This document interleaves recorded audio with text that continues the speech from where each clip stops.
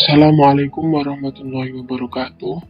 Pada kesempatan kali ini, kita akan belajar terkait tentang masalah, fokus, judul, dan teori dalam penelitian kualitatif. Penelitian itu selalu berawal dari sebuah masalah.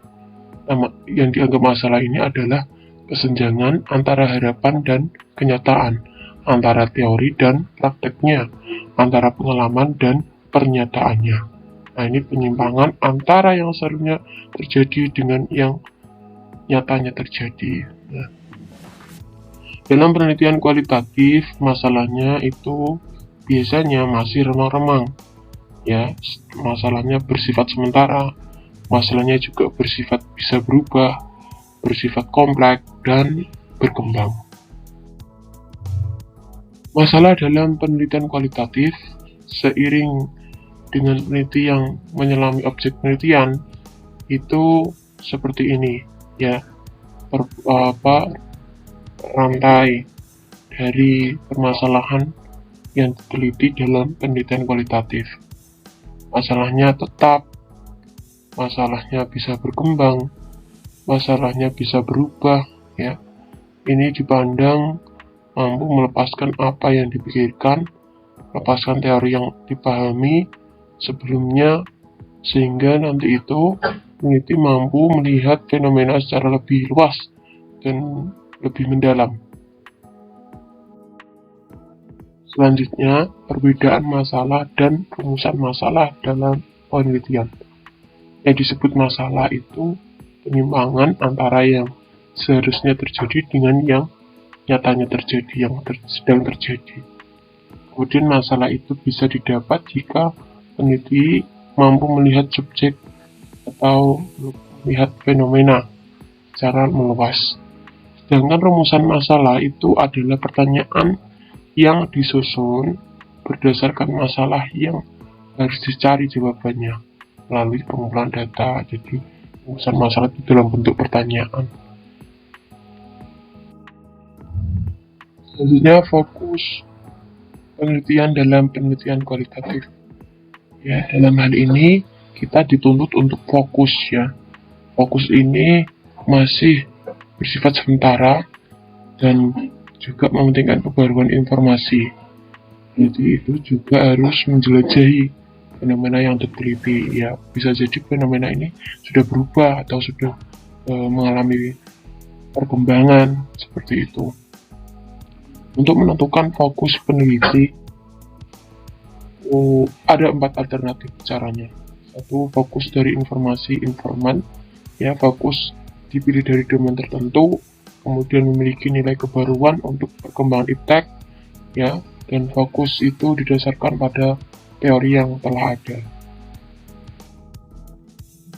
Selanjutnya, kita akan mengenal rumusan masalah dalam penelitian kualitatif.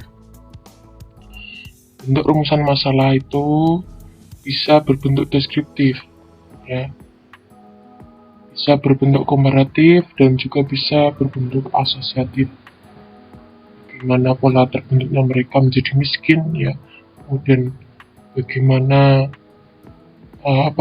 pola terbentuknya antara satu keluarga itu bagaimana, kemudian bagaimana gambaran rakyat miskin di desa, bagaimana makna miskin bagi warga di desa, contohnya seperti itu.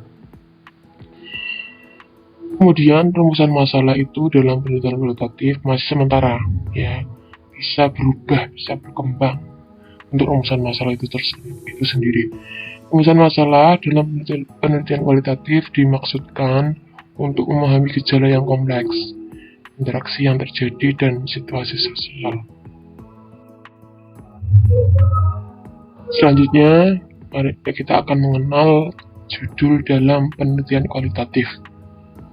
Judul penelitian kualitatif itu berasal dari masalah yang telah ditetapkan. Kemudian judul ini tidak harus mencerminkan permasalahan atau variabel yang diteliti. Kemudian judul ini lebih menekankan pada usaha untuk menangkap fenomena. Judul ini masih bisa berubah, ya. Contohnya, model belajar anak yang berprestasi, profil guru yang efektif dalam mendidik anak, kesejahteraan menurut orang miskin, makna sakit bagi Kesena ini masih bisa berkembang judul yang seperti ini. Selanjutnya, penelitian ilmiah harus berbekal teori.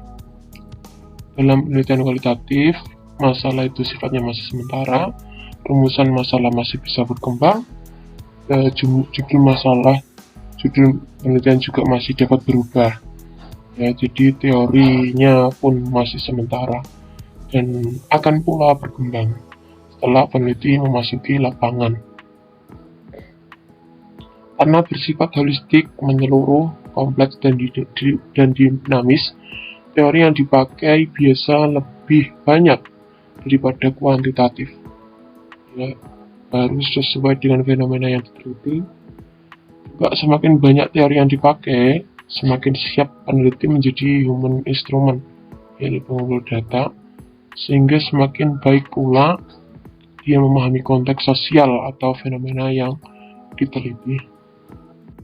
Cukup sekian untuk pemaparan materi pada kesempatan kali ini. Saya ucapkan terima kasih, kurang lebihnya saya mohon maaf. Wassalamualaikum warahmatullahi wabarakatuh.